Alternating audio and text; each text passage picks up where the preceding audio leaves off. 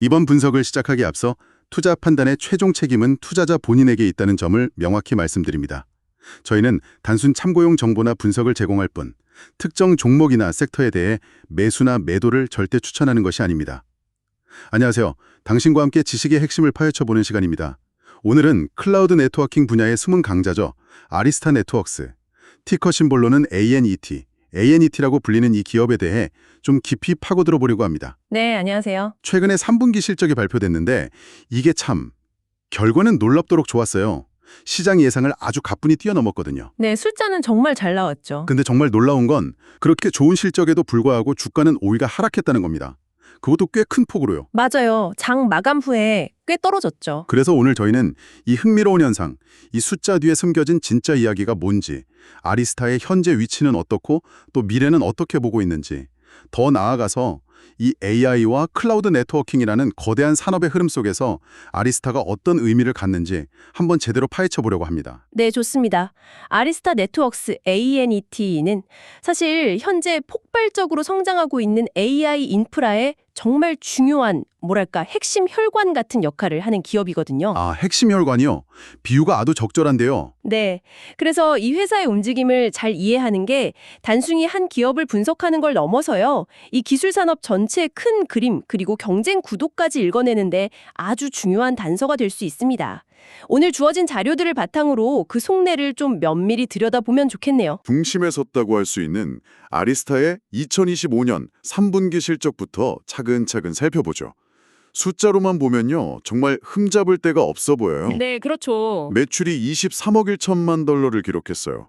이게 작년 같은 기간보다 무려 27.5%나 증가한 수치고 당연히 시장의 예상치도 확실히 웃돌았습니다. 27.5%면 정말 높은 성장률이죠. 네, 심지어 이게 19분기 연속으로 기록적인 성장을 이어가고 있는 거라고 하니까 와, 정말 대단한 꾸준함인데요. 맞습니다. 19분기 연속 성장, 정말 놀라운 기록이죠. 그리고 외형 성장뿐만 아니라 수익성 측면도 좀 봐야 하는데요. 아, 그렇죠. 이익은 얼마나 냈는지도 중요하죠. 네, 조정 주당 순이익, 우리가 보통 EPS라고 부르는 거 있잖아요. 이게 0.75달러를 기록했는데 이것 역시 시장 전망치를 넘어섰고요. 전년 대비로는 25%나 증가했습니다. 와, 매출 증가율이랑 거의 비슷하게 이익도 늘었네요. 그렇죠. 그러니까 단순히 덩치만 커진 게 아니라 실제 이익 관리도 아주 효율적으로 잘 해내고 있다는 걸 보여주는 명백한 증거라고 할 수 있겠습니다. 수익성을 조금 더 자세히 볼 수 있는 지표로 그 BGAAP 기준 총 마진율이라는 것도 있잖아요. 이건 어떤가요? 네, BGAIP 총 마진율도 중요한데요. 이게 매출에서 직접적인 매출 원가를 뺀, 그러니까 회사의 핵심 사업이 얼마나 이익을 잘 내는지를 보여주는 지표인데 이것도 65.2%로 아주 견조한 수준을 유지했습니다. 65.2%면 상당히 높은 수준 아닌가요? 네, 맞습니다. 특히 네트워킹 장비 업계에서는 꽤 높은 마진율이라고 볼 수 있죠. 그래서 겉으로 드러난 이 3분기 성적표만 보면 정말 박수 쳐줄 만한 성과예요. 네, 정말 나무랄 데가 없네요. 아니겠습니까? 그렇죠. AI가 핵심이죠. 네, 이 핵심 성장 영역에서 아리스타가 매우 강력한 플레이어라는 걸 명확하게 보여주는 지표들이라고 할 수 있습니다. 그 제이슈리 올라갈 CEO가 계속 강조해온 데이터 중심 전략이라는 게 있거든요. 아, 데이터 중심 전략이요? 네, 그 전략이 시장에서 아주 제대로 먹히고 있다는 반증이기도 하고요. 재무 건전성만 따놓고 보면 이번 3분기 실적은 정말 훌륭하다 이렇게 평가할 수밖에 없습니다. 그런데 말입니다. 여기가 정말 흥미로운 지점이에요. 이렇게 모두가 박수 칠 만한 실적을 딱 내놓았는데 정작 실적 발표 직후에 시간의 거래에서 주가가 10% 넘게 뚝 떨어졌단 말이죠. 네, 그게 참 아이러니하죠. 숫자는 분명히 웃고 있는데 시장은 왜 이렇게 싸늘하게 반응했을까요? 도대체 이 실적 발표에서 시장 참여자들은 뭘 보고 놀랐거나 아니면 실망했던 걸까요? 아, 네. 이 좀 역설적인 반응에는 몇 가지 요인이 좀 복합적으로 작용한 걸로 보이는데요. 가장 결정적인 이유? 가장 크게 작용한 건 바로 기대치에 미치지 못한 4분기 마진 가이던스였습니다. 아, 마진 가이던스? 그니까 다음 분기 이익률 전망치 말씀이시죠? 네, 맞습니다. 아리스타가 제시한 4분기 매출 전망치 자체는 나쁘지 않았어요. 23억 달러에서 24억 달러 사이로 제시했는데 이건 시장 예상 범위 안에 들어오는 수치였습니다. 네, 매출은 괜찮았는데 문제는 바로 이익률 전망이었어요. 이 비갭 기준 총 마진율 가이던스를요. 62%에서 63% 사이로 제시를 했거든요. 62에서 63%요. 3분기가 65.2%였는데 그거보다 좀 낮아진 거네요. 네, 그렇죠. 눈에 띄게 좀 낮아진 수치죠. 여기서 이제 BGA의 기준이라는 건 뭐 인수합병 관련 비용이라든지 주식 기반 보상 같은 특정 항목들을 빼고 회사의 핵심적인 운영 성과를 더 잘 보여주기 위한 조정치인데요. 네네. 시장은 그동안 아리스타가 보여준 아주 높은 매출 성장세에 더해서 이 핵심적인 마진율도 계속 개선되거나 아니면 최소한 3분기 수준은 유지할 거라고 기대를 했던 것 같아요. 아, 기대치가 더 높았군요. 그렇죠. 그런데 회사가 다소 보수적인 전망치를 내놓으니까 투자자들 사이에서 이거 혹시 앞으로 수익성이 좀 꺾이는 거 아니야? 하는 그런 우려가 확 퍼진 겁니다. 마진율 전망치가 예상보다 조금 낮아졌다는 그 이유 하나 때문에 주가가 그렇게 10% 넘게 크게 반응했다는 건가요? 좀 과한 반응 같기도 한데요. 물론 그것만은 아니겠지만 가장 직접적인 트리거가 됐다고 볼 수 있죠. 그리고 왜 그렇게 민감하게 반응했는지 좀 더 들여다볼 필요가 있는데요. 네, 어떤 배경이 있을까요? 사실 그 분석가들 사이에서도요, 상대적으로 마진율이 좀 낮은 경향이 있는 대규모 클라우드 고객이나 AI 고객, 그러니까 우리가 흔히 하이퍼스케일러라고 부르는 기업들 있잖아요. 아, 네. 마이크로소프트나 메타 같은 큰 기업들이요. 네, 맞습니다. 그런 하이퍼스케일러 비중이 점점 늘어나면서 이게 전체적인 마진에 좀 압박을 주는 원인일 수 있다는 분석이 나오고 있습니다. 이들하고의 대규모 계약은 당연히 매출 볼륨을 키우는 데는 결정적이지만 개별 거래의 이익률 자체는 조금 낮아질 수 있거든요. 그럴 수 있겠네요. 대량 구매니까 단가 할인이 들어갈 수도 있고요. 그렇죠. 그런데 시장이 유독 이번 마진 가이던스에 민감하게 반응한 데는 또 다른 중요한 배경이 하나 더 있습니다. 그게 바로 성장 모멘텀 둔화 가능성에 대한 우려입니다. 성장 모멘텀 둔화요? 아니, 19분기 연속 성장이라고 했잖아요. 그런데도 둔화 우려가 있다고요? 네, 그게 참 그렇죠. 19분기 연속 성장은 정말 대단한 기록이 맞습니다만 성장률 그 자체에 증가폭만 놓고 보면요. 이게 점진적으로 조금씩 줄어들 수 있다는 신호가 감지되고 있었거든요. 아, 성장률의 증가 속도가 예전만 못하다 뭐 이런 건가요? 네, 비슷합니다. 특히 아리스타 주가는 그동안 AI 테마 열풍을 타고 이미 상당히 가파르게 상승해온 상태였잖아요. 네, 맞아요. AI 관련주로 주목받으면서 많이 올랐죠. 이런 상황에서는 투자자들이 성장의 지속성에 대해서 더욱 강력하고 확실한 증거를 원하게 됩니다. 그냥 좋다 정도가 아니라 아주 좋다, 기대 이상이다 이런 걸 바라는 거죠. 기대치가 워낙 높아져 있었군요. 그렇죠. 그런데 4분기 가이던스가 이런 아주 높은 기대치를 폭발적으로 뛰어넘는 그런 수준은 아니었고 오히려 마진에 대한 우려까지 살짝 더해지니까 그동안 주가 상승으로 쌓였던 이익을 실현하려는 매물들이 좀 쏟아져 나온 겁니다. 그러면서 주가 하락폭을 더 키운 걸로 해석할 수 있습니다. 기대감이 높았던 만큼 약간의 실망스러운 신호에도 변동성이 더 커진 거죠. 아, 그렇군요. 높은 기대감이 오히려 독이 된 측면도 있네요. 실적 자체는 좋은데도 말이죠. 혹시 마지막으로 다른 요인들도 있었을까요? 뭐 외부적인 요인이라든지? 네, 빼놓을 수 없는 게 지속적인 공급망 제약과 거시경제 불확실성 문제도 있습니다. 아, 공급망 문제는 아직도 완전히 해결이 안 됐나요? 네, 일부 분석에 따르면요. 특정 네트워킹 부품 같은 경우는 수급하는데 여전히 38주에서 길게는 52주까지 걸린다고 해요. 1년 가까이 걸리는 거죠. 와, 그렇게 오래요. 네, 이런 공급망 병목 현상이 아직 완전히 해소되지 않았다는 건 아리스타가 늘어나는 수요에 맞춰서 제품을 제때 공급하는데 제약을 받을 수도 있다는 의미가 되거든요. 이것도 실적에 영향을 줄 수 있는 부분이고요. 그렇겠네요. 만들고 싶어도 부품이 없으면 못 만드니까요. 그렇죠. 그리고 또 하나는 전반적인 경기 둔화 우려가 커지면서 기업들이 IT 투자를 좀 줄이거나 뒤로 미룰 가능성? 이것도 잠재적인 리스크로 작용하고 있는 상황입니다. 종합적으로 들어보니까 아리스타의 네트워크스, ANET의 사업 자체에 뭐 심각한 균열이 생겼다거나 문제가 발생했다기보다는 그동안 AI에 대한 기대감으로 한껏 높아져 있던 시장의 눈높이하고 회사가 제시한 현실적인 가이던스 사이에 약간의 괴리가 발생하면서 나타난 뭐랄까 일종의 건강한 조정 과정으로 볼 수도 있겠다는 생각이 드네요. 네, 저도 그렇게 보고 있습니다. 충분히 그럴 가능성이 높아 보입니다. 사실 이렇게 좋은 실적을 발표했는데도 주가가 하락하는 팩터는 특히 성장 기대감이 아주 높은 기술주 섹터에서는 종종 관찰되곤 하잖아요. 맞아요. 자주 있는 일이죠. 이게 참 시장 참여자들의 심리라는 게 얼마나 복잡하고 때론 예측 불가능하게 움직이는지를 잘 보여주는 하나의 사례가 아닌가 싶습니다. 자, 그럼 이제 시선을 조금 더 먼 미래로 돌려보겠습니다. 단기적인 주가 변동은 그렇다 치고 아리스타의 장기적인 성장 동력은 과연 어디에 있을까요? 앞서 계속 언급이 됐습니다만 역시 핵심 키워드는 AI와 클라우드 네트워킹 이 두 가지겠죠? 그렇습니다. 아주 정확하게 보셨습니다. 아리스타의 미래 전략은 이 두 가지 핵심 축을 중심으로 아주 명확하게 펼쳐지고 있다고 볼 수 있습니다. 첫 번째는 뭐니 해도 AI 인프라 시장에서의 리더십 강화입니다. 역시 AI군요. 네, 챗 GPT 같은 그런 생성형 AI나 거대 언어 모델, LLM이라고 하죠. 이런 것들을 훈련시키고 또 실제로 운영하려면 정말 상상 이상으로 어마어마한 양의 데이터를 지연 없이 아주 초고속으로 처리할 수 있는 네트워크가 필수적이거든요. 그렇죠. 병목 현상이 생기면 안 되니까요. 맞습니다. 아리스타는 바로 이 AI 워크로드에 최적화된 고성능 이더넷 스위치 시장을 현재 주도하고 있습니다. 그래서 AI 혁명의 핵심 수혜 기업 중 하나로 계속 꼽히고 있는 거고요. 실제로 회사 내부에서도 이런 AI 시장에 대한 자신감을 아주 강하게 내비치고 있다고 들었습니다. 구체적으로 어떤 목표 같은 걸 제시했나요? 네, 그렇습니다. 아리스타는 2025년에 AI 관련 매출 목표치를 최근에 상향 조정했어요. 구체적인 숫자를 밝히진 않았지만 기존 예상보다 더 많은 매출을 AI 쪽에서 거둘 것으로 기대한다는 거죠.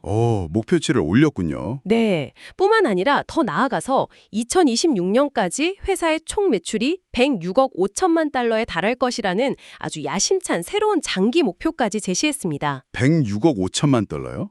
와, 지금보다 훨씬 큰 규모인데요. 그렇죠. 이건 현재의 성과에 절대 만족하지 않고 앞으로 AI가 가져올 이 거대한 시장 기회를 아주 적극적으로 선점하겠다는 회사의 강력한 의지를 보여주는 매우 중요한 시그널이라고 해석할 수 있습니다. 알겠습니다. 첫 번째 성장 동력은 AI 시장 리더십 강화였고요. 그럼 두 번째 성장 전략은 무엇인가요? 아까 파트너십 이야기도 잠깐 나왔던 것 같은데요. 네, 맞습니다. 아주 중요한 부분입니다. 두 번째 전략은 바로 강력한 기술 생태계 구축입니다. 기술 생태계 구축이요? 네, 아리스타는 단순히 네트워킹 장비만 만들어서 파는 회사가 아니라는 점을 강조하고 싶습니다. AI 칩 분야의 선두주자인 엔비디아, 그리고 AMD는 물론이고요. 또 오픈AI와 같은 핵심적인 AI 기업들, 그리고 주요 클라우드 서비스 제공자들과의 전략적인 파트너십을 매우 성공적으로 확장해 나가고 있습니다. 거의 AI와 클라우드 쪽 핵심 플레이어들하고는 다 손을 잡고 있네요. 그렇죠. 이게 중요한 이유가 뭐냐면 단순한 부품 공급 관계를 넘어서는 거예요. 복잡하고 또 끊임없이 진화하는 이 AI 시대의 네트워크 아키텍처를 이들 파트너와 함께 설계하고 구축하는 그야말로 핵심 파트너로서의 입지를 공고히 다지는 전략인 거죠. 단순히 물건 파는 회사가 아니라 솔루션을 같이 만들어가는 파트너가 된다는 거군요. 정확합니다. 기술이라는 게 혼자 고립되어서 발전하는 게 아니잖아요. 이 생태계 안에서 서로 영향을 주고받으면서 함께 진화하는 것이기 때문에 이런 강력한 파트너십은 아리스타의 미래 경쟁력에 아주 중요한 자산이 될 겁니다. 알겠습니다. 그럼 마지막 세 번째 성장 전략은 역시 기술 그 자체에 있겠죠? 아리스타만이 가진 어떤 기술적인 강점, 혁신적인 부분이 있을까요? 네, 당연히 그렇습니다. 세 번째는 바로 지속적인 기술 혁신입니다. 아리스타의 여러 강점 중에서도 핵심 경쟁력을 꼽으라면 저는 EOS, Extensible Operating System이라는 매우 강력하고 유연한 네트워크 운영체제를 들고 싶습니다. EOS요? 그게 왜 그렇게 중요한가요? 이게 중요한 이유는요. 네트워크 관리자들이 이 EOS를 이용해서 네트워크를 자신들의 필요에 맞게 직접 프로그래밍하고 운영을 자동화하고 또 안정성을 높이는데 아주 탁월한 기반을 제공하기 때문입니다. 하드웨어도 중요하지만 그 하드웨어를 움직이는 소프트웨어의 힘이 점점 더 중요해지고 있거든요. 소프트웨어 정의 네트워킹, SDN 이런 수능과도 관련이 있겠네요. 네, 밀접한 관련이 있죠. 아리스타는 바로 이 강력한 EOS를 기반으로 해서요. 예를 들자면 이더링크 분산 스위치 같은 혁신적인 기술을 선보였습니다. 이스롤링크요? 그건 어떤 기술인가요?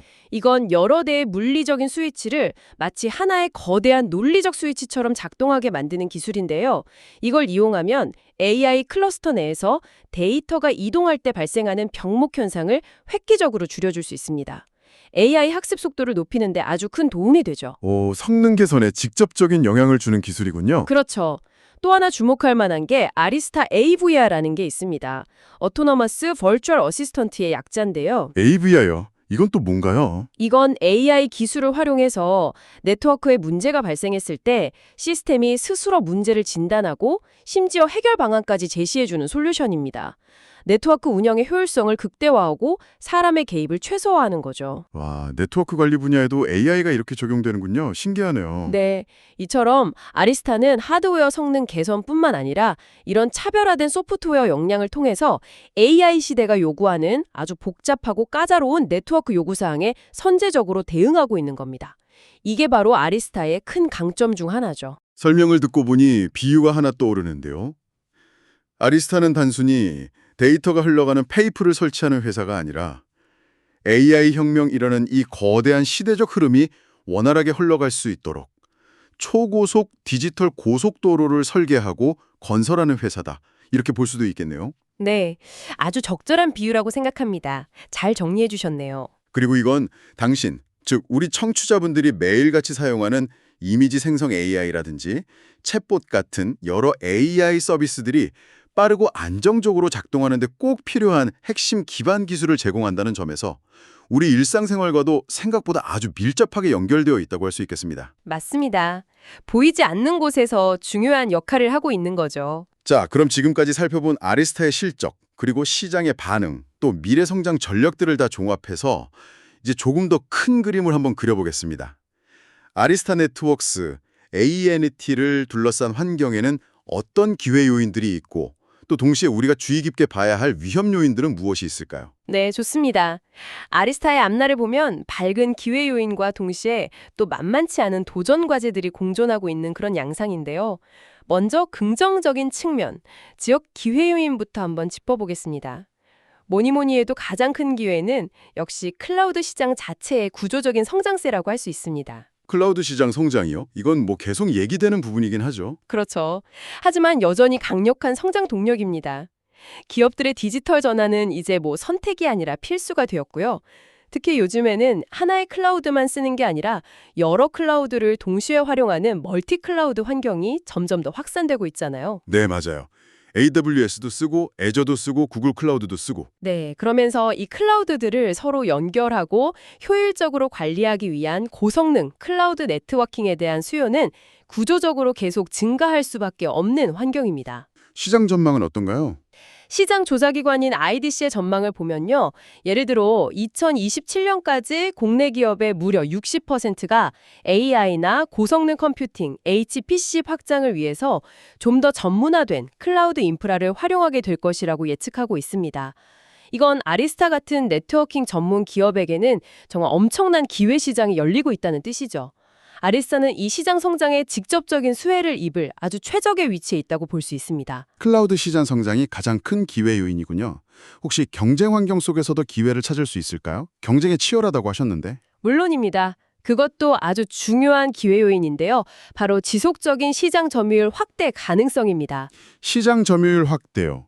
누구의 점유율을 뺏어온다는 거죠? 네, 아리스타는 오랫동안 이 네트워크 시장의 절대 강자로 군림해왔던 시스코로부터 꾸준히 시장 점유율을 빼앗아오면서 성장해온 역사를 가지고 있습니다.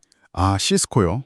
정말 오랫동안 1위였죠. 그렇죠. 그런데 특히 클라우드 데이터 센터 환경에 더 최적화된 좀 더 개방적인 아키텍처와 소프트웨어 중심의 접근 방식, 이런 것들이 시장에서 높은 평가를 받으면서 시스코의 점유율을 계속 잠식해 나가고 있습니다. 이런 기존 강자의 아성을 흔들면서 성장하는 모습 자체가 투자자들에게는 아주 매력적인 스토리가 될 수 있는 거죠. 그렇군요. 클라우드 시대에 더 잘 맞는 기술력으로 점유율을 늘려가고 있다. 이것도 중요한 기회네요. 네, 맞습니다. 그럼 반대로요. 우리가 좀 유의 깊게 봐야 할 위험 요인들은 어떤 것들이 있을까요? 앞서 잠깐 언급됐던 그 경쟁 심화 문제가 역시 가장 클 것 같은데요. 특히 엔비디아의 부상이 정말 심상치 않아 보입니다. 네, 정확하게 보셨습니다. 현재 아리스타가 직면한 가장 큰 위험 요인을 하나만 꼽으라면 역시 경쟁 심화. 그중에서도 특히 엔비디아의 거센 도전이라고 할 수 있습니다. 엔비디아가 네트워킹도 하나요? GPU 회사 아니었나요? 네, 원래는 GPU가 주력이었죠. 그런데 몇 년 전에 멜라녹스라는 고성능 네트워킹 기술 회사를 인수했습니다. 아, 맞다. 그런 뉴스가 있었죠. 네, 그 이후로 엔비디아는 자사의 그 압도적인 GPU 기술력에다가 인수한 네트워킹 기술을 결합해서요. AI 학습과 추론에 필요한 컴퓨팅 파워와 네트워킹을 아예 한꺼번에 제공하는 통합 플랫폼 전략을 아주 강력하게 밀어붙이고 있습니다. 통합 플랫폼이요. 그러니까 칩이랑 스위치를 같이 묶어서 판다는 건가요? 그렇죠. 단순히 스위치 장비만 파는 게 아니라 AI 슈퍼컴퓨팅을 위한 전체 솔루션을 제공하겠다는 겁니다. 데이터 센터에 필요한 모든 걸 엔비디아 걸로 채우라는 거죠. 이건 네트워킹 분야의 전문성을 가진 아리스타 입장에서는 상당히 위협적인 도전이 아닐 수 없습니다. 와, 이건 정말 강력한 경쟁 전략인데요. 아리스타 입장에서는 네트워킹 전문성만으로는 방어하기가 쉽지 않을 수도 있겠다는 생각이 드네요. 네, 그래서 앞으로 이 경쟁 구도가 어떻게 전개될지가 초미의 관심사입니다. 물론 엔비디아 외에도 기존의 강자인 시스코나 주니퍼 네트워크스 같은 회사들과의 경쟁도 여전히 치열하게 벌어지고 있고요. 시장 파이를 놓고 정말 여러 강자들이 싸우고 있는 형국이죠. 정말 경쟁이 치열하군요. 이런 직접적인 경쟁 말고 다른 종류의 리스크는 없을까요? 고객 집중 리스크도 우리가 반드시 짚고 넘어가야 할 부분입니다. 고객 집중 리스크요? 그건 어떤 건가요? 아리스타의 매출을 보면요. 그 상당 부분이 마이크로소프트나 메타, 페이스북 모회사와 같은 소수의 정말 거대한 클라우드 기업들, 즉 아까 말씀드렸던 하이퍼스케일러들에게서 발생하고 있습니다. 아, 큰 손님 몇몇이 매출의 큰 부분을 차지하고 있다는 거군요. 네, 맞습니다. 이게 왜 리스크냐면요. 만약 이 소수의 핵심 고객들의 투자 규모가 갑자기 줄어들거나 혹은 기술 전략 방향이 바뀌게 되면 아리스타의 실적에 아주 직접적이고 큰 변동성을 야기할 수 있다는 잠재적인 위험 요인이 되기 때문입니다. 한두 고객의 결정에 회사의 실적이 크게 좌우될 수 있다는 거죠. 그렇겠네요. 안정적인 성장을 위해서는 고객 기반을 좀 더 다변화할 필요가 있겠는데요. 네, 장기적인 관점에서는 고객 포트폴리오를 좀 더 넓혀나가는 것이 회사의 안정성을 높이는 데 분명 도움이 될 겁니다. 알겠습니다. 마지막으로 투자 관점에서 주의해야 할 점은 없을까요?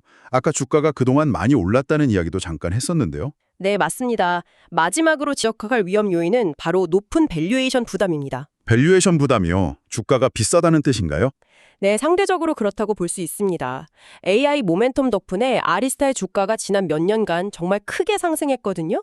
그러면서 주가 수익 비율, 우리가 P 레이시오라고 부르는 이 밸류에이션 지표가 역사적으로 봤을 때나 아니면 동종 업계의 다른 기업들과 비교했을 때 다소 높은 수준에서 현재 거래가 되고 있습니다. PE가 높다는 건 그만큼 시장의 기대치가 크다는 의미이기도 하잖아요. 그렇죠. PE는 현재 주가가 그 기업이 벌어들이는 순이익 대비 몇 배인지를 나타내는 지표니까요. 높을수록 시장이 그 기업의 미래 성장에 대해 아주 큰 기대를 걸고 있다는 의미입니다. 그런데 그게 왜 위험 요인이 되는 거죠? 기대가 큰 건 좋은 거 아닌가요? 기대가 큰 것 자체는 좋지만 그 기대가 너무 높으면 부담이 될 수 있습니다. 즉, 앞으로 아리스타가 시장의 아주 높은 기대치를 계속해서 충족시키지 못할 경우에는 아주 작은 실망스러운 뉴스나 실적이 나와도 주가 변동성이 상대적으로 더 커질 수 있다는 것을 의미합니다. 아, 기대에 못 미치면 실망도 더 커서 주가가 더 많이 떨어질 수 있다 이런 거군요. 네, 그렇습니다. 그래서 아리스타가 정말 훌륭한 기업인 것은 맞지만 그 기업의 가치에 대한 시장의 기대감이 이미 현재 주가의 상당 부분 선반영되어 있다는 점, 이 점은 투자 결정을 내릴 때 반드시 신중하게 고려해야 할 부분이라고 말씀드릴 수 있겠습니다. 네, 잘 알겠습니다. 정리를 해보자면 AI와 클라우드라는 거대한 시대적 파도가 아리스타에게는 분명 큰 기회를 제공하고 있지만 동시에 엔비디아와의 정면 승부라는 거센 경쟁의 파도, 또 소수 핵심 고객에 대한 의존도라는 내부적인 파도, 그리고 시장의 높은 기대치라는 또 다른 파도까지 정말 여러 파도를 넘어야 하는 그런 상황이군요. 네, 맞습니다. 기회와 위협이 아주 명확하게 공존하고 있죠. 당신에게는 이 기회 요인과 위험 요인 중에서 어떤 부분이 더 중요하게 혹은 더 크게 느껴지시나요? 물론 이건 투자자 각자의 시간적인 관점이나 위험을 얼마나 감수할 수 있는지에 따라서 판단이 좀 달라질 수 있는 부분이겠네요. 그렇죠. 단기 투자인지 장기 투자인지에 따라 무게를 두는 부분이 달라질 수 있습니다. 자, 오늘 아리스타 네트워크스, ANET에 대한 저희의 심층 분석을 마무리할 시간이 된 것 같습니다. 오늘 이야기를 종합해보면 3분기 실적 자체는 정말 매우 뛰어났고 또 AI 및 클라우드라는 이 거대한 흐름 속에서 아리스타가 차지하고 있는 전력적인 위치는 분명 강력한 장점이라고 할 수 있습니다. 특히 19분기 연속 성장이라는 그 놀라운 기록은 결코 가볍게 볼 수 없는 성과죠. 네, 펀더멘털 자체는 아주 견조하다고 봐야죠. 하지만 동시에 4분기 마진 가이던스가 하향 조정되면서 드러난 시장의 우려, 그리고 성장의 지속성에 대한 시장의 그 높은 허들, 또 엔비디아를 필두로 해서 앞으로 더욱 치열해질 것이 분명한 이 경쟁 환경, 이런 것들은 아리스타가 앞으로 슬기롭게 잘 헤쳐나가야 할 명백한 과제들이라고 할 수 있겠습니다. 맞습니다. 단기적인 주가 변동성이나 그 마진 압박에 대한 우려는 분명히 존재합니다. 그건 현실이죠. 하지만 우리가 시야를 조금 더 길게 가져가 본다면요. AI 시대가 점점 더 깊어질수록 우리가 생성하고 또 처리해야 할 데이터의 양은 정말 기하급수적으로 늘어날 겁니다. 이건 뭐 거스를 수 없는 흐름이고요. 네, 데이터 폭증 시대죠. 네. 그리고 이는 결국 그 데이터를 원활하게 전송하고 처리하기 위한 고성능 네트워킹 인프라의 중요성을 더욱더 부각시킬 수밖에 없습니다. 아리스타는 바로 이 분야에서 이미 검증된 기술력, 그리고 확고한 시장에서의 지위, 또 AI 시대를 정확히 정조준하고 있는 명확한 성장 전략까지 모두 갖추고 있는 기업입니다. 장기적인 그림은 여전히 긍정적이다. 이렇게 보시는군요. 네, 장기적인 성장 잠재력 자체는 매우 크다고 봅니다.